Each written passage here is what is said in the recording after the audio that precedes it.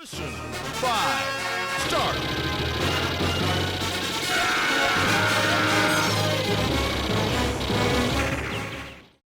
Hey everybody, welcome back to Video Game Esoteric and our continuing series, Metal Slug Madness, where we review every single mainline Metal Slug game and talk about the evolution of the series.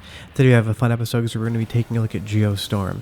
It is the last game that Irem Manufacturing ever made before they closed and formed a NASCAR Corporation with some of the ex-developers, and NASCAR Corporation would go on to make Metal Slug.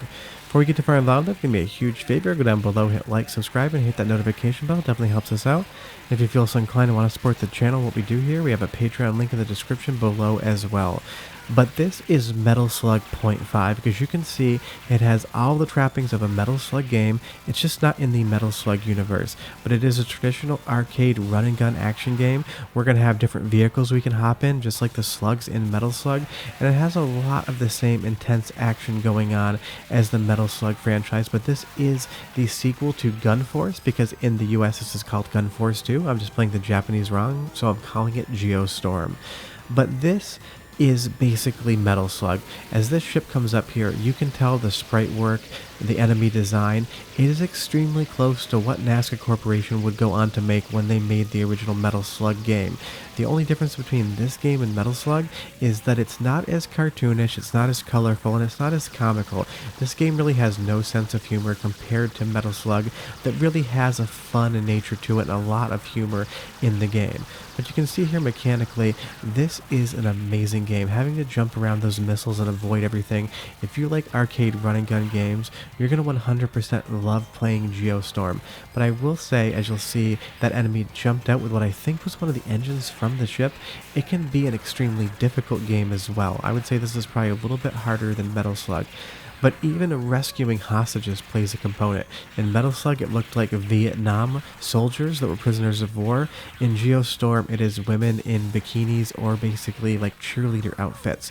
But it's the exact same concept. And as we ride around on this tank right here, you will see that there's so many different vehicles that you can experience in the game as well, just like all the different slugs in Metal Slug.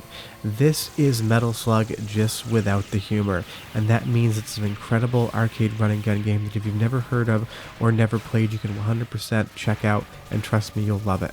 Now, it does some things differently than Metal Slug though, and some things that I really like.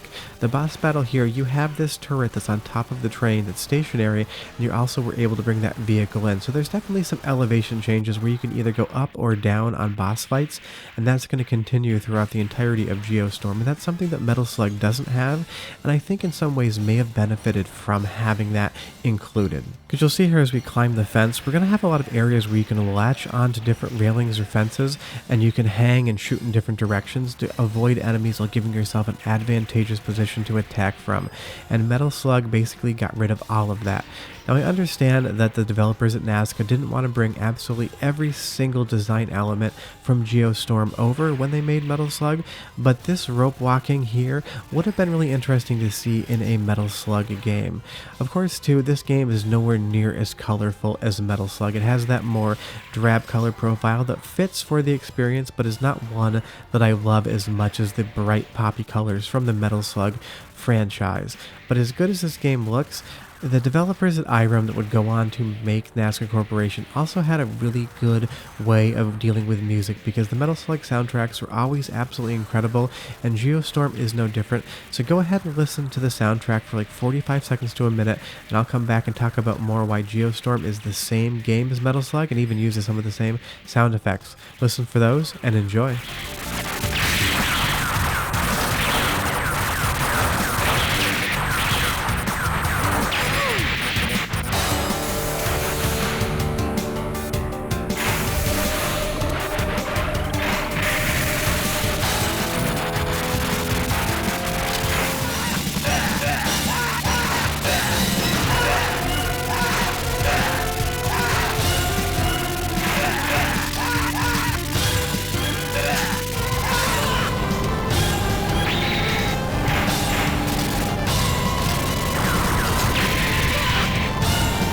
Now, if you're really familiar with the Metal Slug franchise, you were going to hear that some of the screaming, dying sound effects from Geostorm are borrowed whole cloth and popped right into Metal Slug. And this game just doesn't inspire the series, but there's sound effects and elements that are just copied and pasted right over to the original Metal Slug itself. But the boss fights are absolutely epic, just like we would get when Metal Slug became a thing. We have a helicopter with a hook in the sky, we have a jeep with a gun turret on the ground, and we can run around the stage as well. There's so many different ways to attack the boss, and that's something that we got in Metal Slug. We had the different slug vehicles, you could go on foot, you had different weapons, and Geostorm has the same thing. You don't always just have an automatic machine gun, you have different weapons you can pick up that are going to do different things, just in slightly different ways than Metal Slug. When I mentioned earlier, I wish that Metal Slug had kept some of the rope climbing or other features intact. When we first start stage 3, we have this vehicle that we can fly around on and shoot in 8 different directions, and it is quite powerful. But just like Metal Slug, these vehicles are only able to take so many hits, and then they are going to blow up and you're going to need to get out of them. And when that happens, you're going to have to climb the rope manually and move around left to right. This game has a lot more verticality than Metal Slug, and I kind of wish Metal Slug had kept a little touch of this. They didn't need to bring a lot over, but it's a mechanic that I really did enjoy that you don't get to see as much. But I also like, you'll see it later, some of the ships that the enemies are on, you can actually obtain them once you kill them out of it. But again, you'll see another continue. I love the difficulty of this game, and it is very pattern based, so if you play it a lot and you get to know how it works, it's a game that you really can get quite good at. And I will say that this is probably the longest wheelie ride in any arcade or video game ever. He's going to ride this motorcycle as a wheelie the entire way down this ramp. Now, unfortunately, like I said earlier, the colors in this game don't give me the same feels as something like Metal Slug, and I am glad the developers went way more into that color profile. But the boss fights, again, are just epic. I love every single boss fight in this game, and if you're into big, epic, long, multi-stage boss fights in your running gun video games, you're going to love this as well.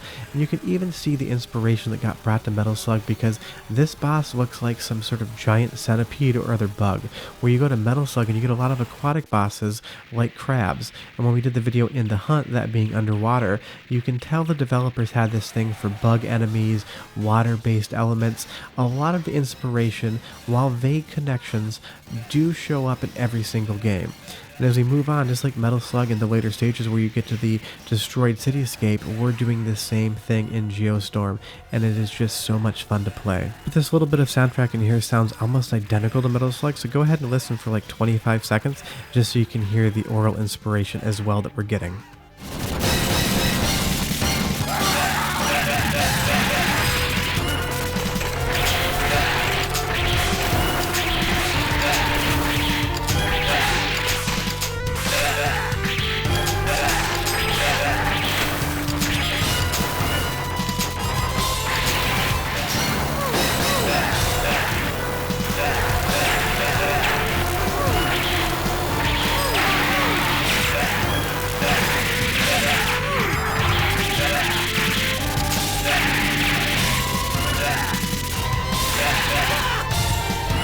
You could 100% just ROM hack a Metal Slug game, pop that track in, and you would 100% believe that it belonged and fit right in there.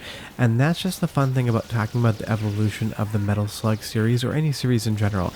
If we take a look at some of the games that the developers made before the series we want to talk about, you get to start seeing all the inspiration that allowed something like Metal Slug to actually come out of somebody's imagination and end up as a game series that we know, love, and play constantly.